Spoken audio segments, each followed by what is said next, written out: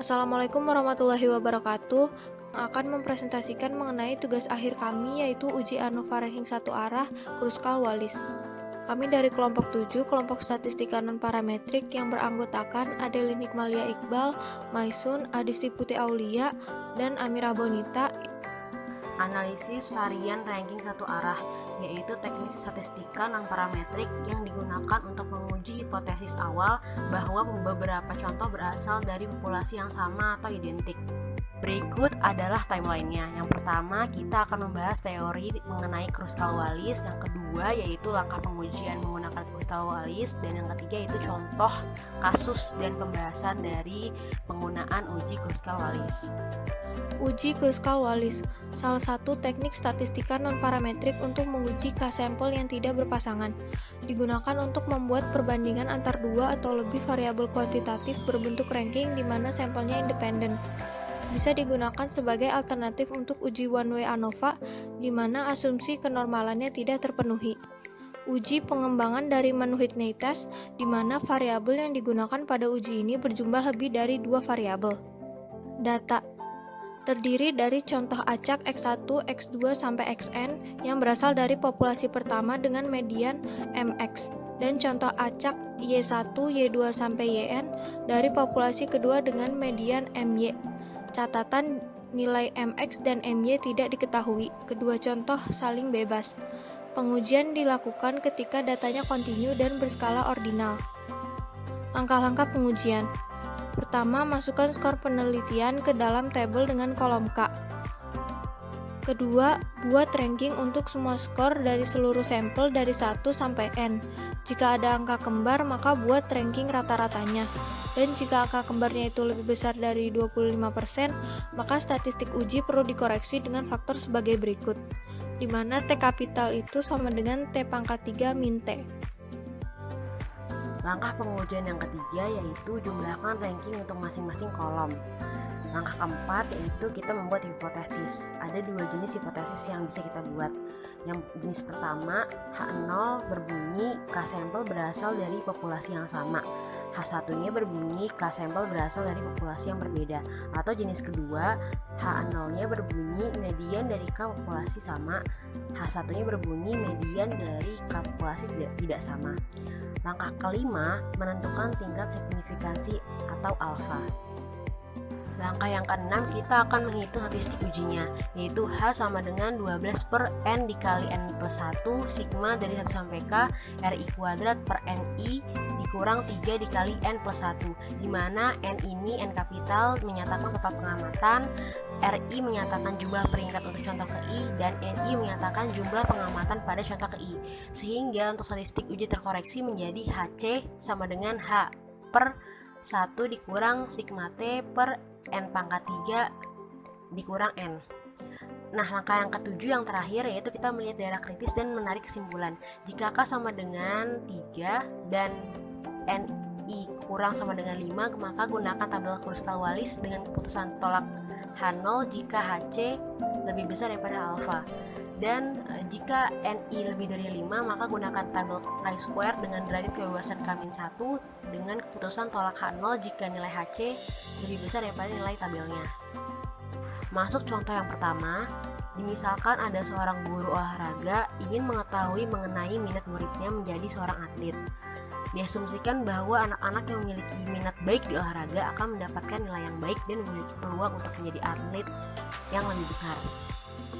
Ada 3 kelompok murid yang dibedakan berdasarkan minatnya, yaitu murid yang hanya menyukai pelajaran ilmiah, murid yang menyukai pelajaran ilmiah dan olahraga, dan murid yang hanya menyukai olahraga.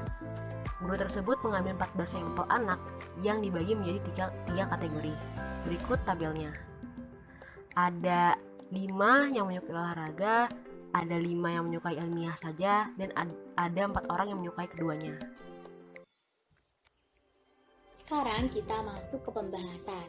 Pertama, kita membuat ranking untuk setiap observasi di dalam kelompok.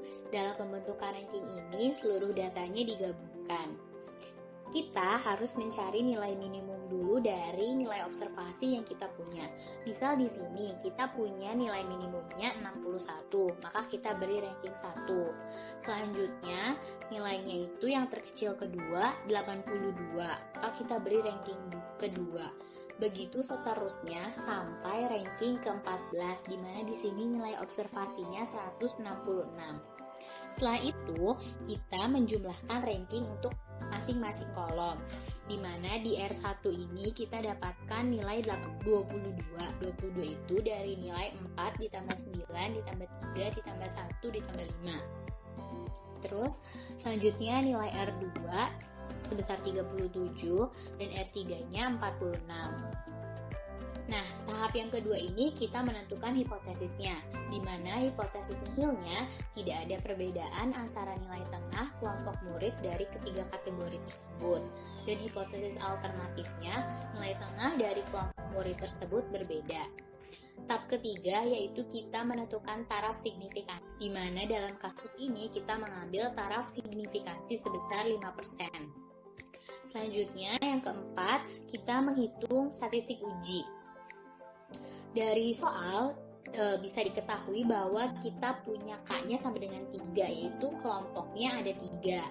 Dengan N1 5, N1 ini jumlah dari kelompok pertama, N2-nya juga 5, yaitu jumlah dari kelompok kedua, dan N3-nya 4. Nah, kita menghitung nilai statistik ujinya ini berdasarkan rumus yang sebelumnya sudah dijabarkan. Di sini didapat statistik ujinya atau nilai H-nya sebesar kurang lebih 6,4. Lalu selanjutnya kita menyimpulkan hasil dari pengujian hipotesis tadi.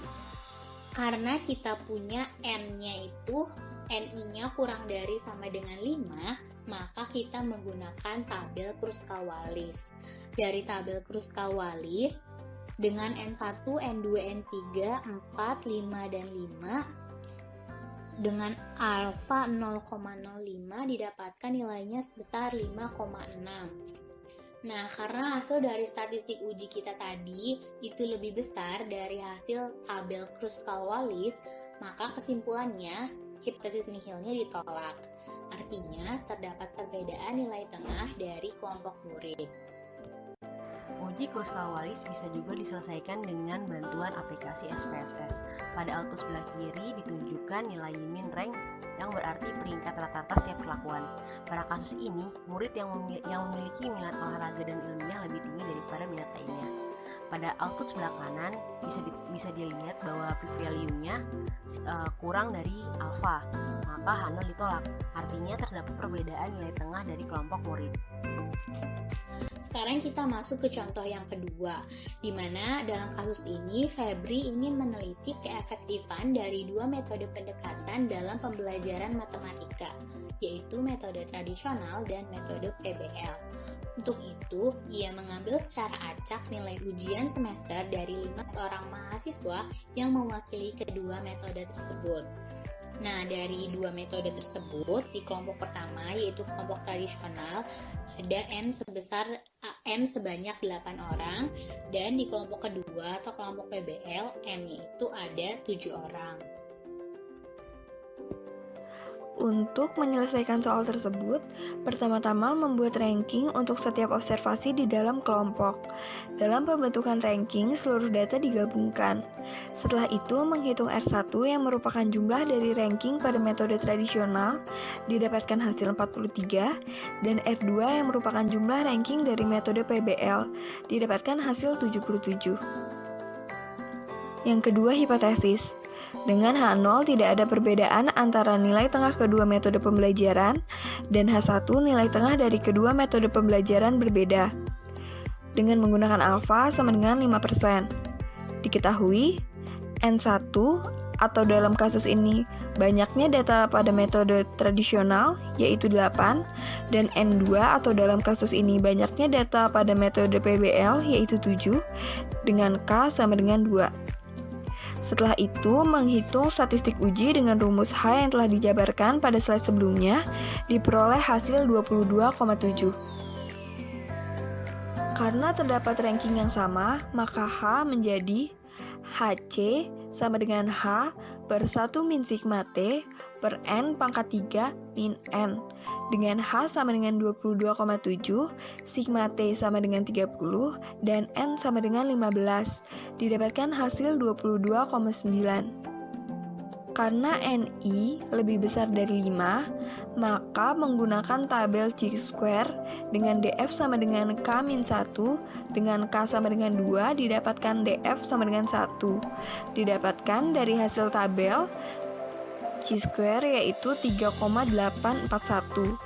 Karena nilai H hitung lebih besar daripada nilai tabel, 22,9 lebih besar dari 3,841, maka kesimpulannya H0 ditolak. Artinya ada perbedaan nilai tengah kedua metode pembelajaran yang diterapkan dalam matematika. Berikut adalah hasil pengujian menggunakan aplikasi SPSS. Pada output sebelah kiri diperlihatkan bahwa peringkat rata-rata metode kedua atau metode PBL lebih tinggi daripada metode tradisional. Pada output sebelah kanan kita bisa lihat bahwa p-value-nya sebesar 0,01, dalam artian kurang dari 0,05, maka H0 ditolak. Artinya terdapat perbedaan nilai tengah kedua metode pembelajaran yang diterapkan dalam matematika. Sekian presentasi dari kami. Terima kasih. Wassalamualaikum warahmatullahi wabarakatuh.